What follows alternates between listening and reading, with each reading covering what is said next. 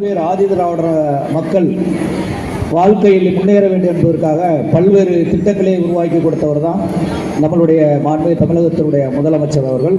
திராவிட model ஆட்சி நடத்தி கொண்டிருக்கின்ற முதலமைச்சர் அண்ணல் அம்பேத்கர் தொழில் முன்னோடிகள் திட்டம், அதாவது நீங்களும் தொழில் பண்ணி பெரிய ஒரு முதலாளி ஆக வேண்டும் என்பதற்காக முதலமைச்சர் கொண்டு வந்த ஒரு பெரிய ஒரு திட்டம்.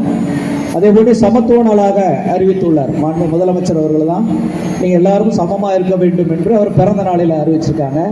இதே மாதிரி படிக்கின்ற மாணவ செல்வங்கள் நல்லா படிக்கணும், உயர்கல்விக்கு செல்ல வேண்டும், அதாவது வெளிநாடு செல்ல வேண்டும், வெளிநாடு சென்று படிக்க வேண்டும் என்று முதலமைச்சர் அவருடைய சீரிய முயற்சி சீரிய எண்ணத்தால் இந்த ஆதி திராவிட பழங்குடியினர் படிக்கின்ற மாணவ செல்வங்கள் நல்லா படித்து உயர் பதவிக்கெல்லாம் வருகின்றார்கள்.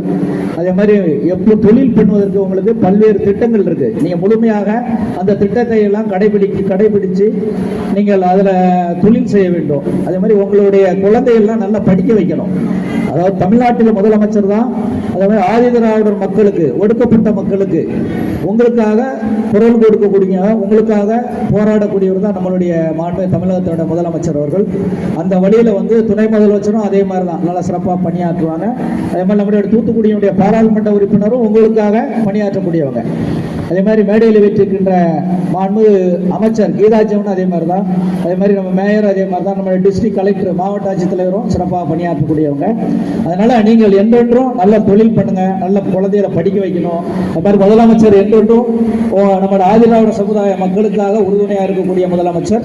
இன்று பார்த்தீங்கன்னா 1285 பயனாளிகளுக்கு பட்டா பல்வேறு நலத்திட்டங்களை வழங்கிறாங்க.